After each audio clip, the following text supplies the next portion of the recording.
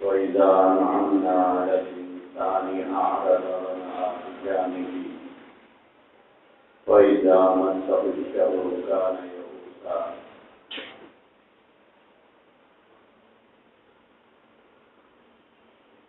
وقال النبي صلى الله عليه وسلم لكل أمة فتنة وفتنة أمتي المال أو كما قال عليه الصلاة والسلام.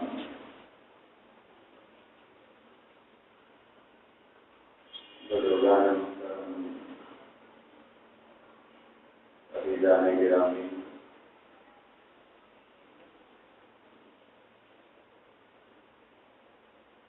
اللہ تبارک و تعالیٰ نے اپنی حکمت اور اپنی مشیت کے تحت اس دنیا میں انسانوں کو جو اس نے بہتر سمجھا اور انسان کو جس حال میں رکھنا اپنے علم کے مطابق مناسب سمجھا، ہر ایک کو وہ حالت عطا فرمائی ہے. اور اللہ تبارک و تعالیٰ نے انسان کو جس حال میں بھی رکھا ہے، چاہے وہ صحت مند ہو یا بیمار ہو، مالدار ہو یا غریب ہو، دولت مند ہو یا فقیر ہو، خوبصورت ہو یا بدصورت ہو، جس حال میں بھی اللہ تبارک و تعالیٰ نے انسان کو رکھا ہے، اللہ نے ان سے یہ مطالبہ کیا ہے کہ ہر حال میں تم میرا شکر ادا کرو اور ہر حال میں میری تسبیح بیان کرو، ہر حال میں میری فرمانبرداری اور میری اطاعت کرو. بندہ ہونے کے ناطے ہم تمام کے اوپر یہ بات لازم ہے کہ اللہ تبارک و تعالیٰ نے جو بھی حالت ہمارے لیے طے فرمائی ہے اور جس کیفیت میں بھی انہوں نے ہمیں رکھنا طے کیا ہے، اس حالت میں رہ کر اللہ کے شکر گزار بندے بننے کی اپنی عادت اور مزاج بنائیں اور اللہ کی اطاعت اور فرمانبرداری کے معاملے میں ہم کو یہ بات طے کر لینی چاہیے کہ چاہے ہم امیر ہوں، چاہے غریب ہوں، چاہے دولت مند ہوں، چاہے فقیر ہوں، چاہے صحت مند ہوں، چاہے بیمار ہوں، ہر حالت کے اندر ان کی اطاعت اور ان کی فرمانبرداری بجا لانا چاہیے. اکثر ایسا ہوتا ہے کہ انسان جب غریبی کے حالات سے گزرتا ہے فقر و فاقوں کے حالات سے گزرتا ہے، مصیبتوں کے حالات سے گزرتا ہے، پریشانیوں سے دوچار ہوتا ہے، مصیبتوں کا شکار ہوتا ہے، تو اس وقت میں اللہ بہت یاد آتا ہے، اور اللہ کو یاد کرنے میں اسے مزہ بھی آتا ہے۔ لیکن اکثر یہ دیکھنے میں آتا ہے کہ دولت کی فراوانی، مال کی کثرت، عزت اور شہرت، ناموری، جب ان تمام نعمتوں سے اللہ تبارک و تعالیٰ نوازتے ہیں اور سرفراز فرماتے ہیں، تو یہ انسان اسی اللہ سے تعلق توڑ لیتا ہے، اسی سے روگردانی کرتا ہے، اسی سے منہ پھیر لیتا ہے۔ میرے عزیز بھائیوں اور بزرگوں، تاریخ اسلام میں ایسے واقعات موجود ہیں کہ اللہ کے کچھ بندوں کو یہ نعمت حاصل رہی ہے کہ اللہ سے تعلق کے معاملے میں نہ ان کی دولت آڑ بن سکی، نہ ان کے عہدے رکاوٹ بن سکے، نہ ان کی عزت اور شہرت اس راستے میں سد سکندری بن کر کھڑی ہوئی۔ کچھ اللہ کے بندے ایسے تھے دنیا میں جن کے پاس مال بھی تھا، دولت بھی تھی، عہدے بھی تھے، شہرت بھی تھی، عزت بھی تھی۔ ان تمام چیزوں کے باوجود انہوں نے اپنی آخرت کے معاملے میں، اپنی اخروی زندگی کے معاملے میں کبھی غفلت نہیں برتی، ہمیشہ چوکنا رہے اور ہمیشہ یہ خیال کرتے رہے کہ یہ عزت، یہ شہرت، یہ مال، یہ دولت، یہ حسن، یہ خوبصورتی، یہ جاہ و عظمت، یہ جاہ و جلال، یہ تمام کی تمام چیزیں ایک دن یہاں چھوڑ کے ہم کو جانا ہے، اور جہاں جانا ہے وہاں آدمی کا حساب و کتاب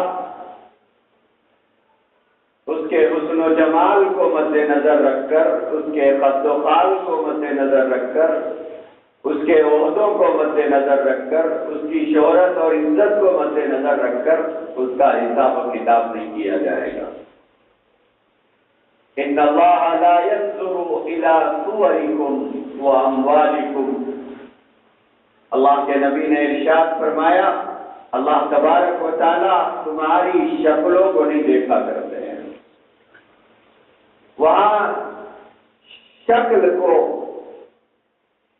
معیار نہیں بنایا جائے گا حساب و کتاب کے لیے، وہاں اس کی دولت کو معیار نہیں بنایا جائے گا حساب و کتاب کے معاملے میں۔ ایک دوسری حدیث میں ہے، ان اللہ لا ينظر الى الانصاب، اللہ تبارک و تعالی حساب و کتاب کے لیے معیار نہیں بنائیں گے اس کے حسب اور نسب کو، کہ کس خاندان سے، کس قبیلے سے یہ تعلق رکھتا تھا، اور اس تعلق کی وجہ سے اس کے ساتھ کوئی امتیازی برتاؤ کیا جائے گا۔ اللہ کے نبی نے فرمایا کوئی امتیازی برتاؤ نہیں ہوگا، نہ مال کی وجہ سے، نہ شکل و صورت کی وجہ سے، نہ دولت کی وجہ سے کسی چیز کو بنیاد نہیں بنایا جائے گا۔ وہاں تو بنیاد ہے ان اکرمکم عند اللہ اتقاکم،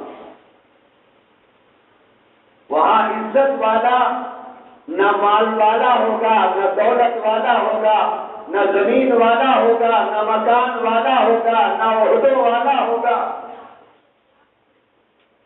وہاں عزت والا جو ہوگا عند اللہ، اللہ نے فرمایا ان اکرمکم عند اللہ اتقاکم،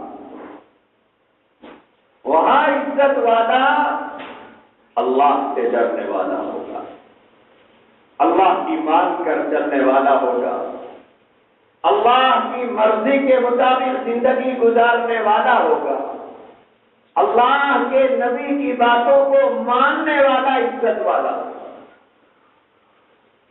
میرے عزیز بھائیوں اور بزرگوں، میں یہ عرض کر رہا تھا کہ دنیا میں کچھ ایسے افراد گزرے ہیں جن کے پاس عہدے تھے، جن کی شہرت تھی، جن کی عزت تھی، جن کے پاس دولت کی کمی نہیں، لیکن ان لوگوں نے اس خیال سے کہ یہ سب کچھ ایک دن یہاں ہم سب کو چھوڑ کے جانا ہے اور کام آنے والی چیز جو ہے اسے ساتھ لے کے جانا ہے، اور جنہوں نے اس تصور سے زندگی گزارا کہ سب کچھ یہاں چھوڑ کے جانا ہے، تو پھر اللہ کی عبادت میں ان کی دولت آج نہیں بنی، اللہ کی عبادت میں ان کی شہرت آج نہیں بنی، راتوں کو جاگنے میں ان کے عہدے آج نہیں بنے۔ تو جو انسان فکر آخرت کے ساتھ زندگی گزارتا ہے اور جس کے دل پر آخرت کی فکر چھائی رہتی ہے، وہی انسان اس دنیا کا کامیاب انسان ہے۔ تاریخ اسلام میں ایک واقعہ لکھا ہے، سیدنا عمر بن الخطاب رضی اللہ تعالیٰ عنہ کا زمانہ تھا۔ ملک شام کا ایک علاقہ تھا ہند، یہاں سے کچھ لوگ آئے تھے سیدنا عمر بن الخطاب رضی اللہ عنہ کے پاس۔ سیدنا عمر رضی اللہ عنہ سے ملاقات انہوں نے کی۔ حضرت عمر نے ملاقات کے بعد ان لوگوں سے یہ کہا کہ تم آئے ہو، لہذا میری یہ خواہش یہ ہے کہ تم اپنے علاقے کے غربا اور مساکین، فقراء اور ضرورت مندوں کی ایک فہرست پیش کرو تاکہ میں ان کی کچھ مدد کر سکوں، ان کے لیے کچھ تعاون تمہارے حوالے کرو تاکہ تمہارے ذریعے سے وہاں تک پہنچے۔ ان لوگوں نے کہا کہ امیر المومنین ٹھیک ہے، ہم پیش کرتے ہیں۔ کچھ دیر کے بعد وہ ہند سے آیا ہوا وقت ایک فہرست پیش کیا حضرت عمر بن الخطاب رضی اللہ عنہ۔ سیدنا عمر رضی اللہ عنہ جب وہ فہرست پر نظر ڈال رہے تھے اور وہ نام پڑھ رہے تھے تو پڑھتے پڑھتے ایک نام پر جا کر حضرت عمر بن الخطاب رک گئے۔ وہ نام تھا سعید بن عامر کا۔ خیال ہوا کہ یہ سعید بن عامر شاید ہند کے علاقے کا کوئی آدمی، وہیں کا کوئی باشندہ، لیکن اتفاق یہ تھا کہ سعید بن عامر نام کے جو شخص تھے وہ ہند کے گورنر تھے۔ سیدنا عمر کو سمجھ میں نہیں آ رہا تھا کہ یہ سعید ابن عامر کہیں وہی سعید ابن عامر تو نہیں ہے جسے میں گورنر بنا کر بھیجا ہوں، یا پھر یہ سعید ابن عامر ہند کا کوئی آدمی ہو۔ تھوڑی دیر تک سیدنا عمر سوچتے رہے۔ اس کے بعد انہوں نے اس وقت میں آئے ہوئے لوگوں سے پوچھا کہ یہ سعید ابن عامر کون؟ یہ ہند کا کوئی باشندہ ہے؟ کیونکہ تمہارے گورنر کا نام بھی سعید ابن عامر۔ ان لوگوں نے کہا کہ یہ سعید ابن عامر ہند کا کوئی باشندہ نہیں ہے، بلکہ یہ سعید ابن عامر وہی شخص ہے جس کو آپ نے گورنر بنا کر بھیجا ہے۔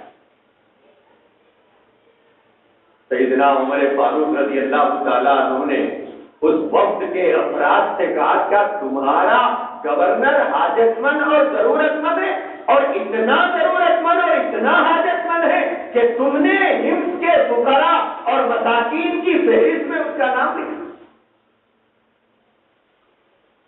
کہ ضرورت مندوں اور حاجت مندوں کی فہرست میں تم نے جو اس کا نام شامل کیا ہے، کیا تمہارا گورنر اتنا محتاج ہے؟ انہوں نے کہا کہ ہاں ہمارا گورنر اتنا محتاج ہے۔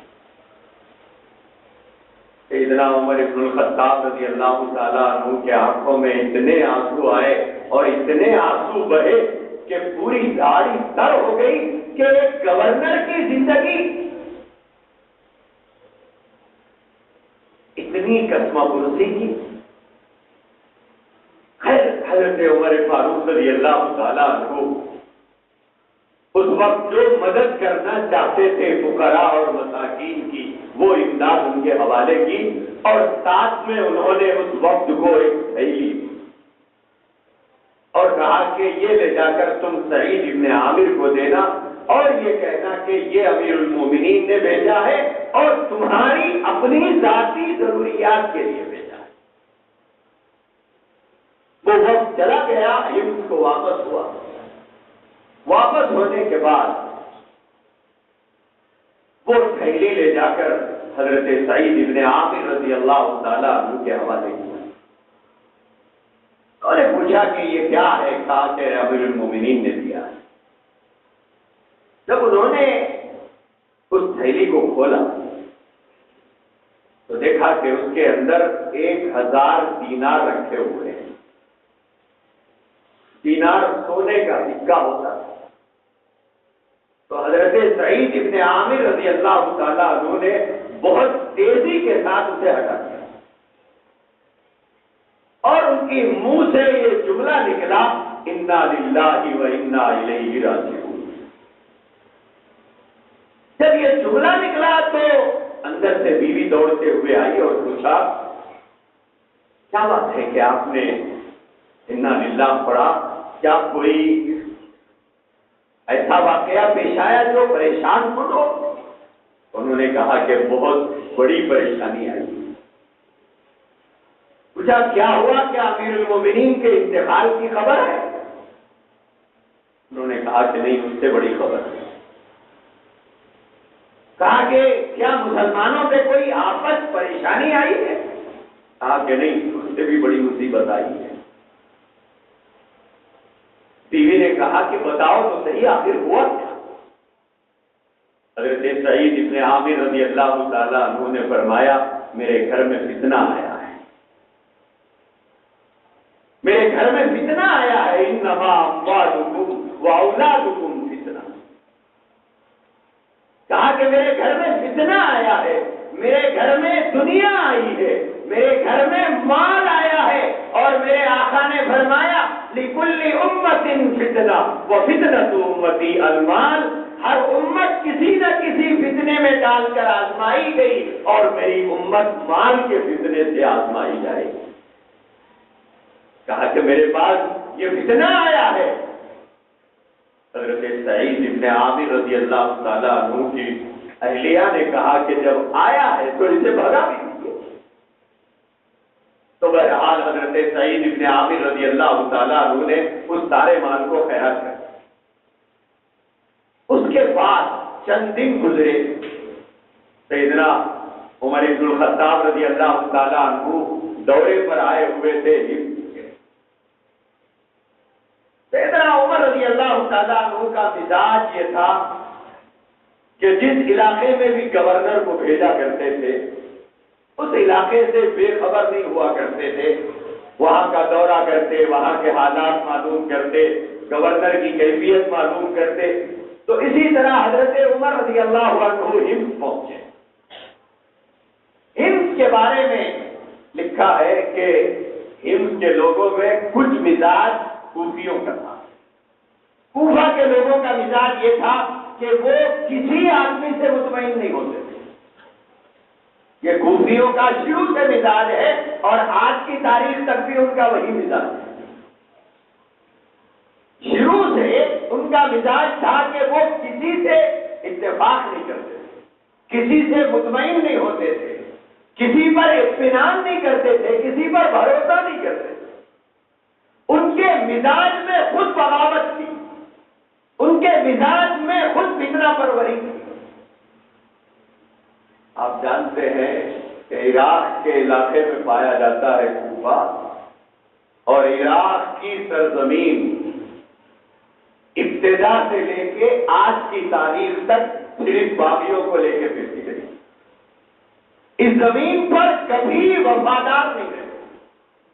سیدنا علی کے ساتھ انہوں نے بغاوت کی، سیدنا حسین رضی اللہ تعالیٰ عنہ کی شہادت کے ذمہ دار یہی کوفہ کے لوگ تھے، اور بعد کی تاریخوں میں بھی انہوں نے سب کے ساتھ غداری کی، انہوں نے کسی کے ساتھ وفاداری کی۔ تو ہمس کے لوگوں میں کچھ مزاج کوفہ کا، شکوے شکایتوں کا بازار گرم کرنا، اپنے حکمرانوں سے اتفاق نہ کرنا۔ جب حضرت سیدنا فاروق اعظم ہمس پہنچے اور لوگوں سے ان کے اپنے گورنر کے معاملے میں معلومات حاصل کی، تو لوگوں نے شکایتیں کی کہ ہمارے گورنر صاحب ایسے ہیں، ایسے ہیں، ویسے ہیں۔ سیدنا عمر بن الخطاب رضی اللہ تعالیٰ عنہ نے ایک اجلاس بنایا، ایک میٹنگ کال کی، اور سعید ابن عامر رضی اللہ تعالیٰ عنہ کو حکم دیا کہ تم یہاں آؤ تاکہ لوگوں کی شکایتوں کا جواب دے۔ دربار منعقد ہوا، عوام جمع ہے، حضرت سعید ابن عامر بھی حاضر ہے۔ سیدنا عمر بن الخطاب رضی اللہ تعالیٰ عنہ نے لوگوں سے پوچھا کہ تمہیں اپنے گورنر سے کیا شکایت؟ اب یہ وہی سعید ابن عامر ہے جس کا نام وہاں کے لوگوں نے فقراء اور مساکین کی فہرست میں لکھا۔ اب وہی سعید ابن عامر کی شکایت کی جا رہی ہے۔ سیدنا عمر بن الخطاب رضی اللہ عنہ نے پوچھا کہ تمہیں ان سے کیا شکایت؟ انہوں نے حضرت سعید ابن عامر کی 4 شکایتیں کی، اور ہم حضرات صحابہ کرام کا دل سے احترام کرنے والے لوگ ہیں۔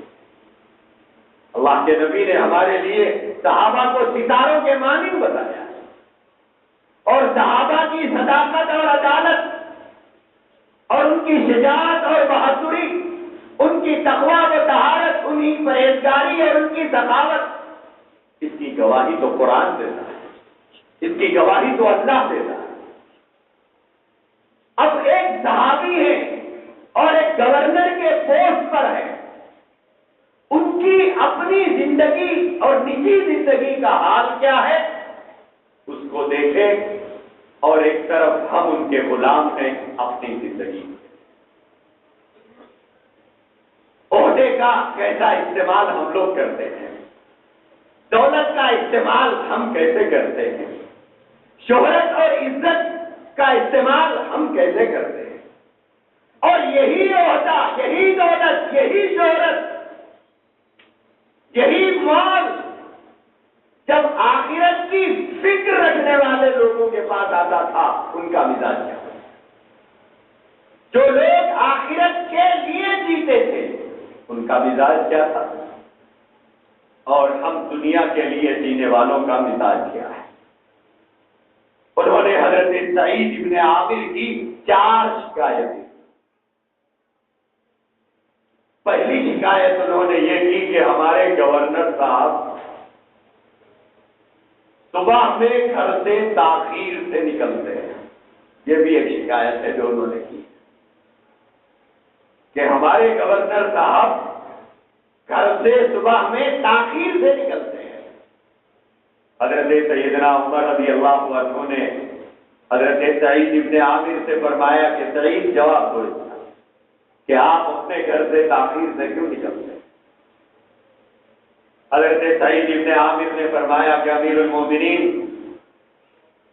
میں گورنر ضرور ہوں لیکن میرے گھر میں کوئی نوکر چاکر نہیں، میں اپنے ہاتھوں سے آٹا گوندتا ہوں، میں اپنے ہاتھوں سے چولہے پہ روٹی پکاتا ہوں اور اپنا کھانا میں اپنے ہاتھوں سے تیار کرتا ہوں. میرے گھر میں کوئی نوکر جا کر ہے نہیں. اور یہ پکنے پکانے کا اور اس کے اندر میری جو خدمت ہے، اس کی وجہ سے میرے گھر سے نکلنے میں تاخیر ہوتی ہے. اس لیے میں تاخیر سے نکلتا ہوں. یہ وجہ ہے میرے تاخیر سے نکلنے. سیدنا عمر نے فرمایا کہ دوسری شکایت کس کو ہے؟ تو دوسرے نے یہ کہا کہ دوسری شکایت ہماری یہ ہے کہ ہمارے گورنر رات میں کسی سے ملاقات نہیں کرتے. ملاقات صرف دن میں کرتے ہیں اور رات میں ہمیں ملاقات کی جب ضرورت پڑتی ہے تو یہ ہم سے ملاقات نہیں کرتے. سیدنا عمر بن الخطاب نے حضرت سعید ابن عامر سے کہا کہ سعید اس کا جواب دیجیے. حضرت سعید ابن عامر نے کہا کہ امیر المومنین، کیا ہی اچھا ہوتا کہ مجھ پر یہ اعتراض نہ کیا جاتا اور ایسا وقت نہ آتا کہ مجھے اس بات کا جواب دینا پڑتا. یہ ایک راز تھا، لیکن میں مجبور ہوں ان کی شکایت پر آپ کے سامنے جواب دینے کے لیے. سعید ابن عامر رضی اللہ تعالیٰ عنہ نے فرمایا کہ امیر المومنین، میں نے دن اور رات کو تقسیم کیا ہے. میں نے دن انسانیت کی خدمت کے لیے رکھا، میں نے دن اللہ کے مخلوق کی خدمت کے لیے طے کیا ہے، اور میں نے رات کو اللہ کے واسطے حوالے کیا کہ دن انسانیت کی خدمت کے لیے ہو اور رات اللہ کے سامنے کھڑے ہونے کے لیے ہو. میں نے دن مخلوق کے حوالے کیا، میں نے رات اللہ کے حوالے کیا. لہذا میرا دن انسانیت کی خدمت میں گزرتا ہے، میری رات انسانوں کو پیدا کرنے والے کے سامنے کھڑے ہو کر گزرتی ہے. اس لیے میں رات میں کسی سے نہیں ملتا. آپ سوچ کے دیکھیے، ایک وقت کا گورنر ہے، ایک وقت کا گورنر ہے، اس کی رات گزرتی ہے اللہ کے سامنے. کیا ان کا عہدہ انہیں فکر آخرت سے غافل کیا تھا؟ کیا ہماری عمر کا اتنا بڑا حصہ جو ہم نے گزارا ہے، اس عمر کے حصے میں کوئی رات کا کوئی وقت ہمارے پاس طے ہے جس میں ہم اپنے خالق کے سامنے کھڑے ہوتے ہیں؟ رات کا کوئی حصہ ہم نے اپنی خبر کی آرام کے لیے اللہ کے حوالے کیا ہے؟ رات کا کوئی حصہ ہمارا فکر آخرت میں گزرا؟ رات کا کوئی حصہ ہمارا محشر کے دن کو یاد کر کے اللہ کے سامنے کھڑے ہونے میں گزرا؟ رات کا کوئی حصہ ہمارا دوزخ کی دہکتی ہوئی آگ کے تصور سے پناہ مانگتے ہوئے اپنے رب کے سامنے کھڑے ہو کر ہم نے گزارا ہے؟ ہماری راتیں کہاں گزرتی ہیں؟ ہماری راتیں کیسی گزرتی ہیں؟ ہماری نوجوان کی راتیں کہاں گزر رہی ہیں؟ کیسے گزر رہی ہیں؟ اور ہمارے ادھر عمر کے افراد کی راتیں کیسے گزر رہی ہیں؟ اور بڑھاپے کا حال تو ہمارا کیا کہنا ہے؟ آخر ہماری راتیں آخرت کی فکر میں کب گزرے؟ صحابہ کرام کے بارے میں اللہ تبارک و تعالیٰ نے قرآن کریم میں فرمایا ہے، ان ربک یعلم انک تقوم ادنی من ثلثی الليل ونصفه وثلثه وطائفة من الذین معک. اللہ کے نبی کو خطاب کر کے اللہ تبارک و تعالیٰ نے ارشاد فرمایا ہے، محمد صلی اللہ علیہ وسلم، ان ربک یعلم، کہ آپ کا رب جانتا ہے کہ جب آپ آدھی رات کو، پونی رات کو، تقوم ادنا من ثلثی اللیل ونصفہ وثلثہ، کہ جب آدھی رات کو، پونے رات کو آپ اللہ کے سامنے جب کھڑے ہوتے ہیں، آپ کو شاید معلوم ہو کہ رسول اللہ صلی اللہ علیہ وآلہ وسلم پر تہجد پر، آپ صلی اللہ علیہ وسلم پر تہجد پر آپ پابندی سے تہجد پڑھا کرتے ہیں۔ اللہ تبارک و تعالیٰ نے ارشاد فرمایا کہ محمد جب آپ آدھی پونی رات کو اللہ کے سامنے کھڑے ہوتے ہیں تو تنہا آپ اکیلے نہیں ہوتے ہیں، وَطَائِفَةٌ مِّنَ الَّذِينَ مَعَكَ، آپ کے صحابہ کی ایک جماعت ہوتی ہے، ایک جماعت ہوتی ہے جو اپنے اپنے گھرانوں میں، اپنے اپنے جھوپڑوں میں وہ اللہ کے سامنے بلک رہے ہوتے ہیں، سسک رہے ہوتے ہیں، تڑپ رہے ہوتے ہیں، ترس رہے ہوتے ہیں۔ وہی منظر جس کی گواہی قرآن دے رہا ہے، اس کی مثال سعید ابن عامر کی زندگی ہے۔ حضرت سیدنا عمر کے سامنے فرمایا کہ امیر المومنین، میں نے رات کو اللہ کے لیے رکھی ہے اور میں نے دن کو انسانیت کی خدمت کے حوالے کی۔ فکر آخرت اگر ذہن و دماغ پر چھائی رہے، دل و دماغ پر اگر چھائی رہے، تو دن کے کام کاج کی تھکاوٹ کا اثر انسان کی رات پر نہیں پڑتا۔ آپ سوچ کے دیکھیے کہ حضرات صحابہ محنت اور مشقت کے کام کرتے تھے، مزدوریاں کیا کرتے تھے، کھیتی باڑی کیا کرتے تھے، بازار میں بیٹھ کر سامان فروخت کیا کرتے تھے، لوگوں کی مزدوریاں کیا کرتے تھے، اونٹ چروایا کرتے تھے، بکریاں چرایا کرتے تھے۔ لیکن قرآن گواہی دے رہا ہے کہ ان کا دن اپنے معاش کے لیے ہوتا تو ان کی رات اپنے معاد کے لیے ہوتی، ان کی آخرت کے لیے۔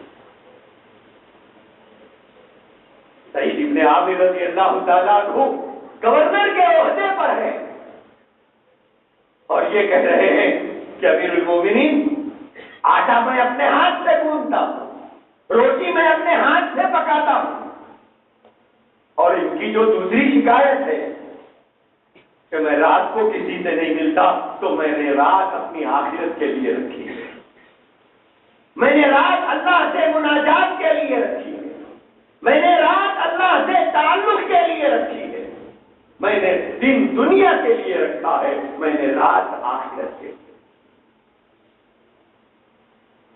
تیسرے شخص سے جب سیدنا عمر نے پوچھا کہ تمہیں کیا شکایت ہے، تو انہوں نے شکایت کی کہ مہینے میں ایک دن ایسا آتا ہے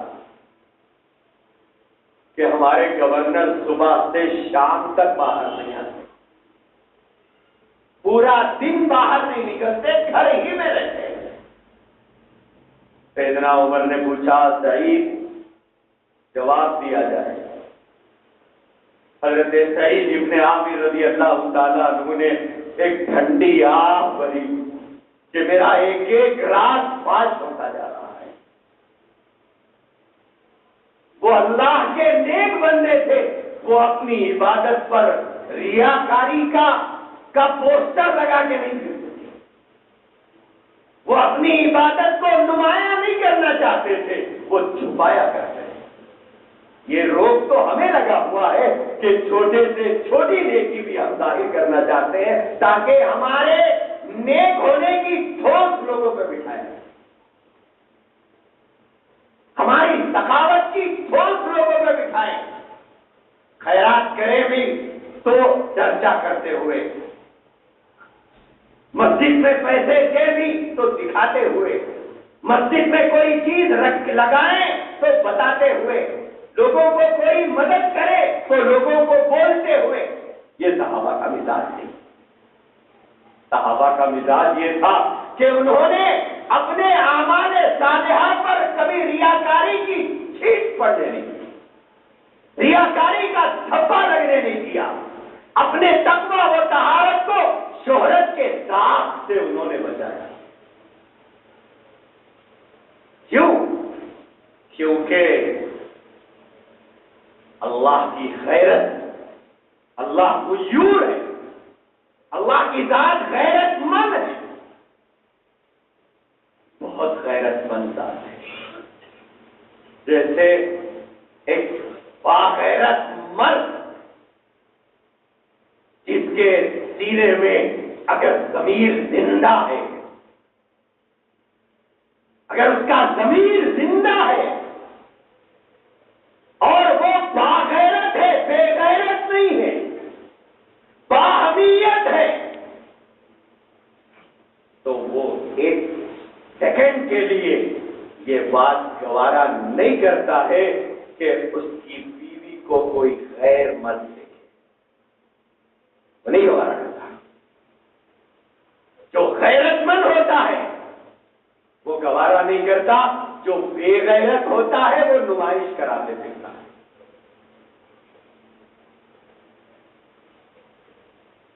اللہ کی ذات باغیرت ہے. وہ عمل جو اللہ کے لیے کیا جائے اور اس کے دل میں یہ جذبہ بھی ہے کہ کوئی اور بھی دیکھے، کسی اور کو بھی دکھائے، میری یہ نیکی، میری یہ پرہیزگاری، میرا یہ عمل، میری یہ سخاوت، میری یہ عدالت کوئی اور بھی دیکھ کے میری واہ واہ کرے. اللہ کے نبی نے فرمایا جس کے دل میں یہ جذبہ ہے وہ شرک اصغر کا شکار ہے. اللہ کے نبی نے اس کو شرک اصغر قرار دیا ہے، ریاکاری اور دکھاوے. اس دکھلاوے کو شرک اصغر بتایا. میرے عزیز بھائیوں، اب جب سعید ابن عامر سے یہ سوال کیا گیا کہ دن کے پورے حصے میں مہینے میں ایک مرتبہ آپ کیوں باہر تشریف نہیں لاتے ہیں، سعید ابن عامر کو بڑی تکلیف ہوئی کہ ایک ایک رات میرا باہر آتا جا رہا. حضرت سعید ابن عامر رضی اللہ تعالیٰ عنہ نے فرمایا امیر المومنین، بات دراصل یہ ہے کہ میرے پاس ایک جوڑا کپڑا ہے، میرے پاس صرف ایک جوڑا کپڑا ہے اور اسے میں مہینے میں کسی ایک دن دھو لیتا ہوں اور میرے پاس کوئی دوسرا لباس نہیں ہے جسے میں پہن کے باہر آتا، جسے میں پہن کے باہر آتا. لہذا جب میں اسے دھوتا ہوں تو مجھے اسے سوکھنے کا انتظار بھی کرنا پڑتا. لہذا ایک دن جو میں باہر نہیں نکلتا ہوں اس کی وجہ یہ ہے. آپ سوچ کے دیکھیے یہ واقعات اگر قرآن کی گواہی کے پس منظر میں نہ ہوتے تو ان واقعات پر یقین کرنا مشکل تھا. کیا دنیا میں ایسے بھی لوگ گزرے؟ کیا دنیا میں ایسے بھی افراد گزرے ہیں جن پر فکر آخرت ایسی سوال کہ گورنر کے عہدے پر رہتے ہوئے، گورنر کے پوسٹ پر زندگی گزار رہے ہیں اور حالت یہ ہے کہ ایک جوڑا کپڑا اور اسے مہینے میں ایک مرتبہ دھویا جاتا ہے. سیدنا عمر بن الخطاب رضی اللہ تعالیٰ عنہ نے چوتھے آدمی سے پوچھا کہ تمہیں کیا شکوا ہے؟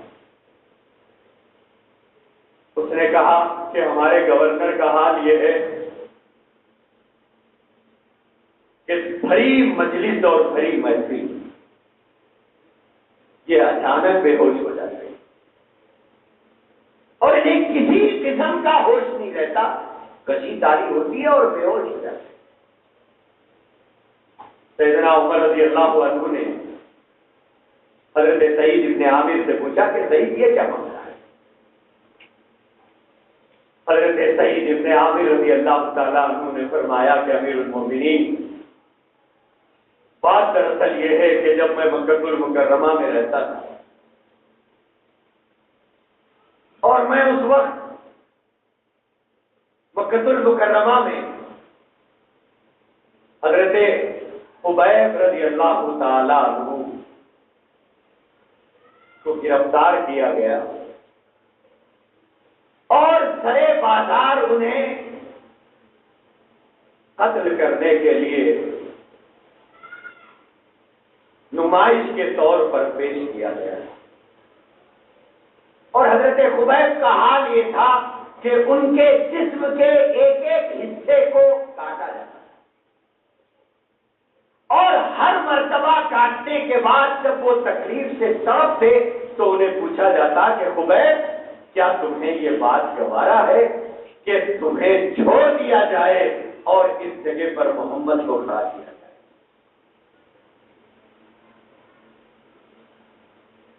ایک ایک جسم کے عضو پر نشتر لگایا جاتا، کاٹا جاتا اور وہ تکلیف سے تڑپتے تو انہیں پوچھا جاتا کہ خبیب کیا تمہیں یہ بات گوارا ہے کہ تمہاری جگہ محمد کو لا کے کھڑا کیا جائے، نعوذ باللہ ان کے ساتھ یہ معاملہ کیا جائے اور اس کے بدلے میں تمہیں چھوڑ دیا جائے؟ حضرت خبیب جواب دیا کرتے تھے کہ ظالموں، مجھے یہ بھی گوارا نہیں ہے کہ میری جگہ محمد کو کھڑا کیا جائے اور اس کے بدلے میں ایک کانٹا چبھنے کی جو تکلیف ہوتی ہے وہ مجھے دی جائے اور اس کے بدلے میں محمد کو کھڑا کیا جائے، مجھے یہ بھی گوارا ہے۔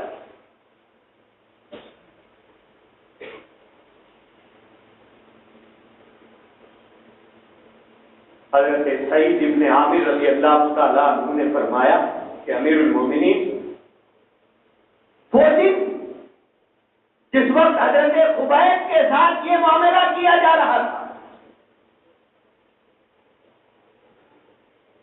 اور میں تماشا بن کر کھڑے کے دیکھ رہا تھا، میں ایمان کی دولت سے محروم ہوں، میں تماش بینوں میں کھڑا ہوا تھا اور خبیب کی زبان سے یہ جملے نکل رہے تھے کہ محمد کے پیر میں کانٹا چبھ جائے اور اس کے بدلے میں خبیب کو چھوڑ دیا جائے۔ خبیب کو تو یہ بھی گوارا نہیں ہے کہ محمد کے پیر میں کانٹا چبھے، میرے آقا کو ایک کانٹا چبھنے کی تکلیف ہو اور اس کے بدلے میں مجھے چھوڑ دیا جائے، میں تو یہ بھی گوارا نہیں۔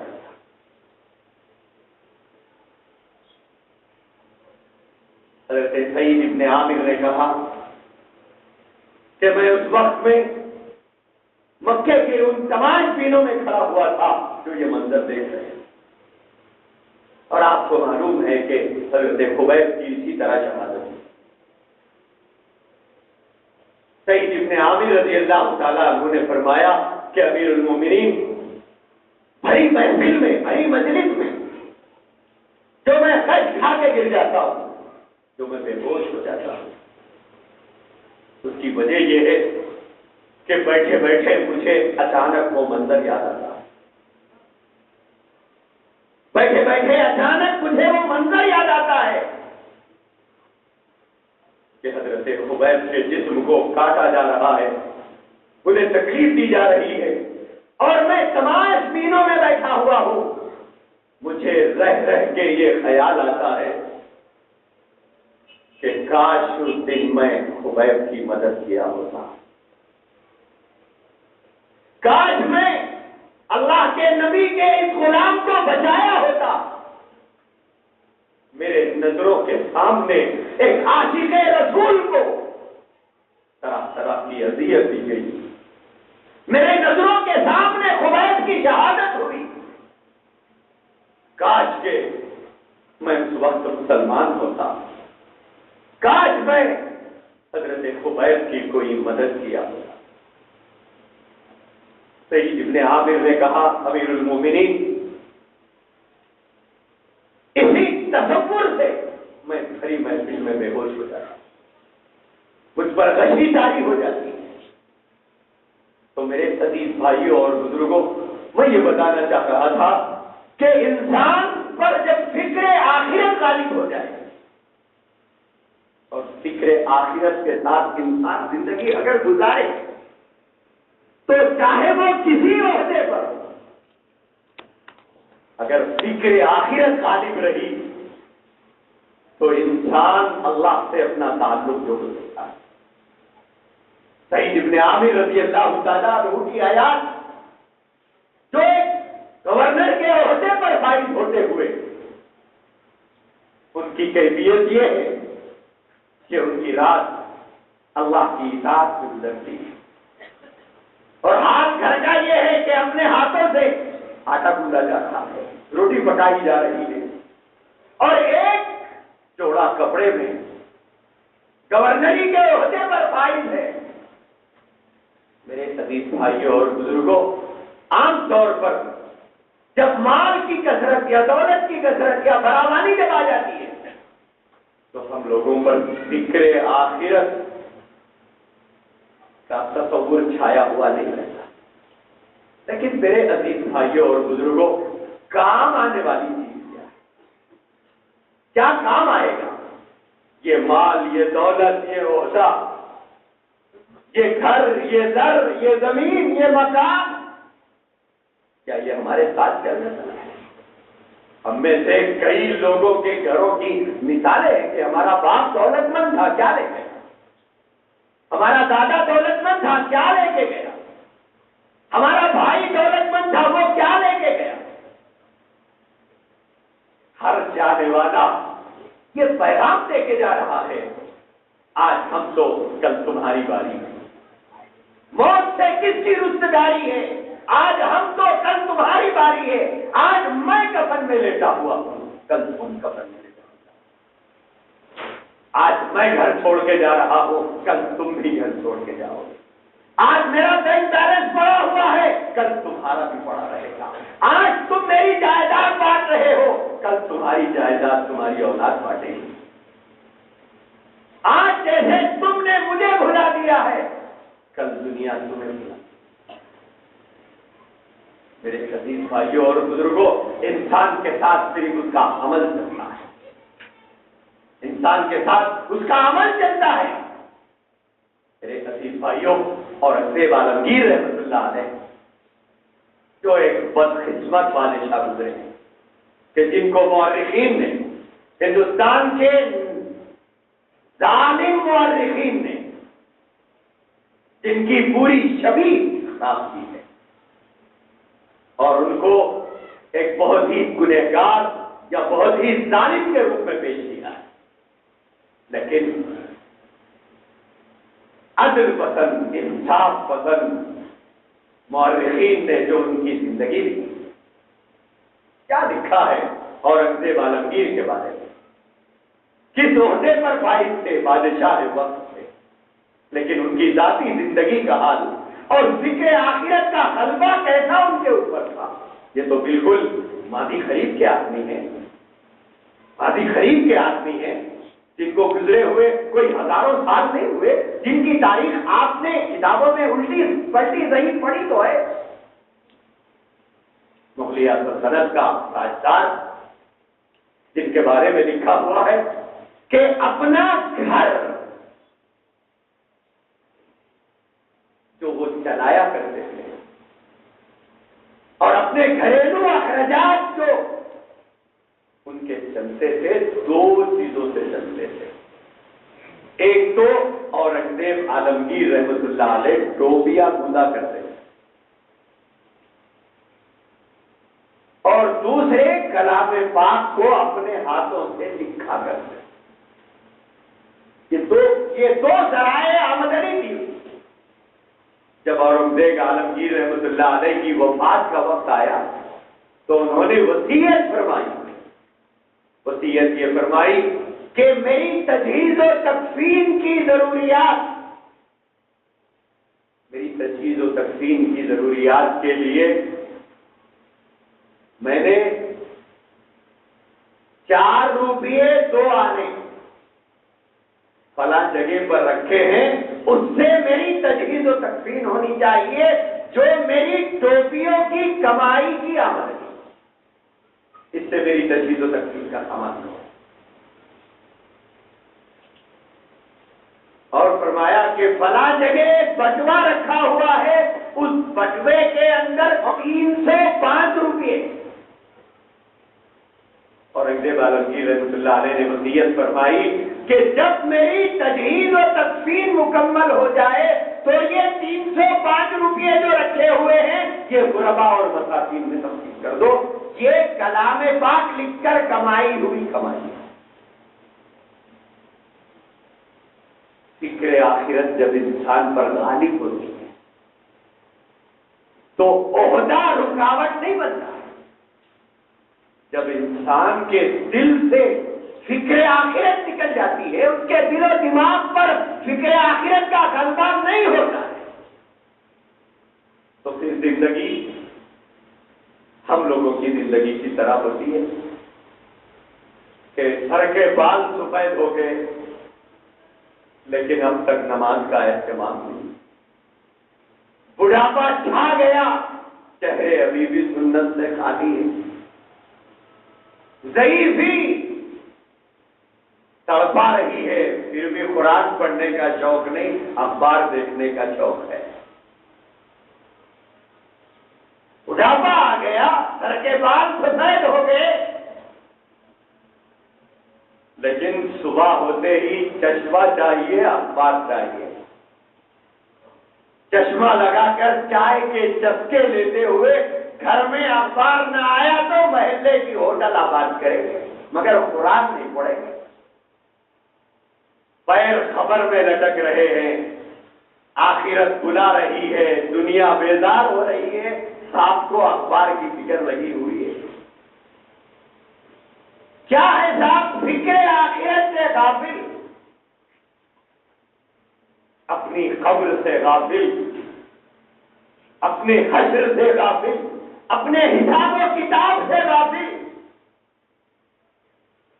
کتنے لوگ ہیں ہم میں سے جو پابندی سے کلام پاک پڑھنے کا اہتمام کرتے ہیں، جبکہ اللہ کے نبی نے ارشاد فرمایا سب سے بڑا شفاعت کرنے والا ذریعہ قرآن مجید ہے.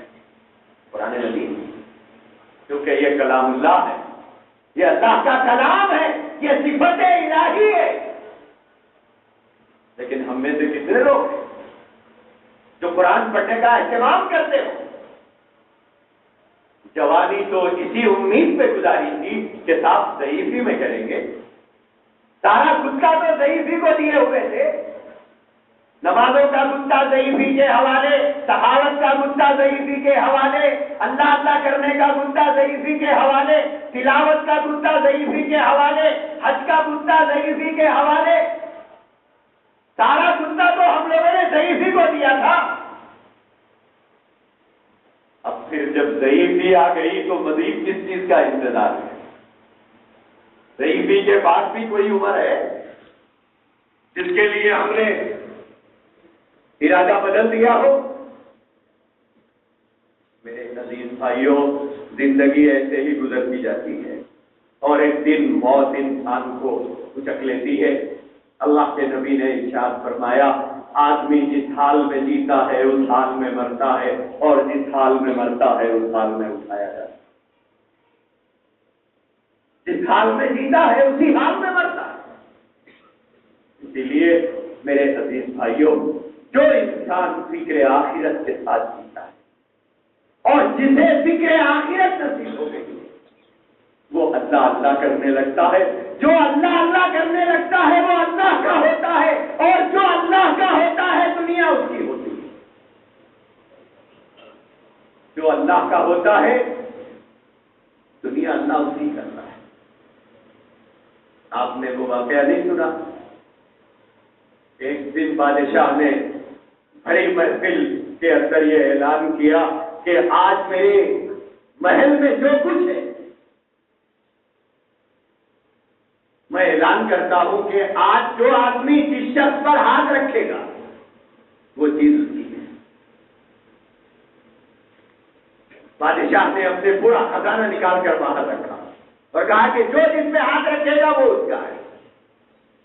جب اعلان ہوا تو لوگ بھاگے بھاگے اور جب آپ میرے حصے میں آئیں گے تو یہ ساری چیزیں میری، یہ ساری مملکت میری ہے، یہ ساری فوج میری ہے، یہ سارے خزانے میرے ہیں، یہ سارا ملک میرا ہے۔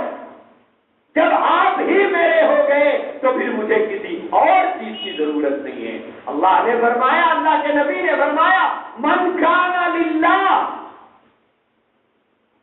جو اللہ کا ہو جاتا ہے، جو اللہ کا ہو جاتا ہے، اللہ کے نبی نے فرمایا کان اللہ لہو، اللہ اس کا ہو جاتا ہے، اور جس کا اللہ ہو جاتا ہے اسے اور کیا چاہیے؟ جس کا اللہ ہو جاتا ہے اور جو اللہ کا ہو جاتا ہے اور کیا چاہیے؟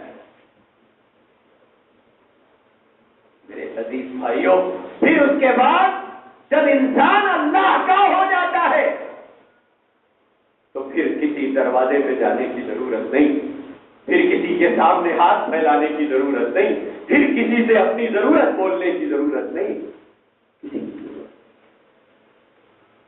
میرے عزیز بھائیوں، یہی چیز ہے کہ ہم اپنی بچی زندگی کے بارے میں یہ سوچیں کہ زندگی تو بہرحال گزرتی جاتی ہے، یہ رکنے والی تو نہیں، رکنے والی تو ہے نہیں۔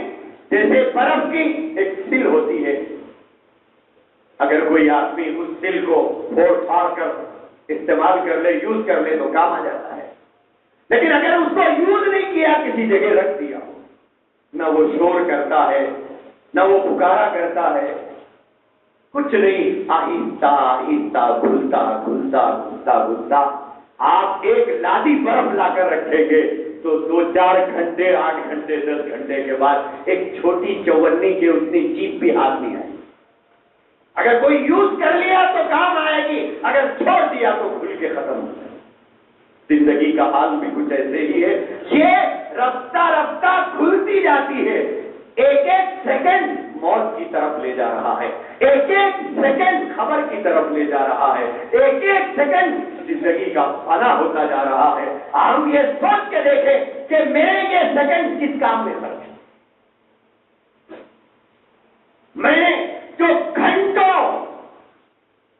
چبوتروں پر، دوستوں کی محفلوں میں، ہوٹلوں کے ٹیبلوں پر بیٹھ کر جو ہم سرو کرتے ہیں، تو بولتے ہیں چلو بھائی آج تو بہت اچھا ٹائم پاس ہو گیا، آج کا دن کیسا گزرتا نہیں سمجھا تھا، لیکن اللہ کا کرم ہے، انایا تھا عنایا تھا، چلو آج کا دن تو گزر گیا۔ ارے غافل، تو نے اپنی ایک زندگی کا ایک دن فنا کر دیا۔ یہ تو سوچ کے تو نے کس کام میں خرچ کیا، یہ دن دنیا کے کام آیا یا آخرت کے کام آیا؟ کس چیز میں یوز ہوا یہ دن؟ کیا نفع ہوا؟ تیری خبر کو نفع ہوا یا تیری دنیا کو نفع ہوا؟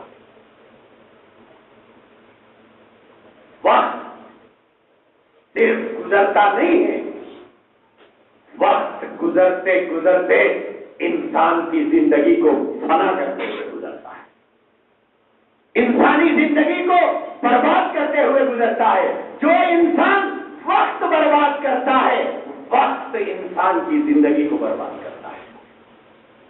وقت ایسے ہی نہیں جاتا ہے، آپ کی زندگی کو فنا کرتے ہوئے جاتا ہے۔ یہ تو سوچو، جو 1 گھنٹہ میرا خرچ ہوا، میں کس کام میں خرچ کیا؟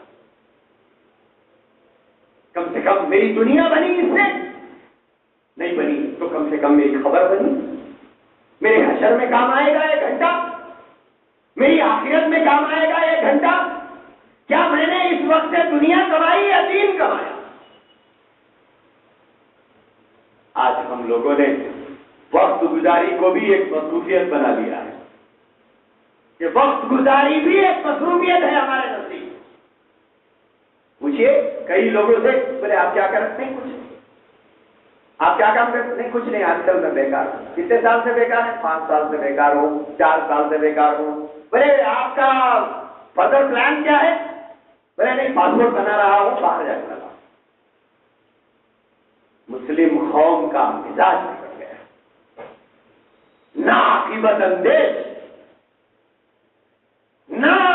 اندیش جوان ہے ہمارے، جن کی زندگی میں کوئی پلان نہیں، جن کی زندگی میں کوئی منصوبے نہیں، جن کے ارادوں میں کوئی بلندی نہیں، جن کے عزائم میں کوئی پختگی نہیں۔ ایسی قوم کبھی ترقی نہیں کرتی۔ قومیں تو وہ ترقی کرتی ہے جو ایک ایک منٹ اپنا توڑ کے خرچ کرتی، اپنا ایک ایک گھنٹہ سنبھال کے خرچ کرتی، اپنے گزرے ہوئے وقت کا حساب کرتی ہے کہ میں نے کیا پایا ہے، کیا کھویا ہے۔ میرے عزیز بھائیوں اور بزرگوں، ہمیں اس وقت کے ساتھ اپنی دنیا کو بھی بنانا ہے اور اس وقت کے ساتھ اپنی آخرت کو بھی سجانا ہے۔ اللہ ہمیں توفیق عطا فرمائے۔ واخر دعوانا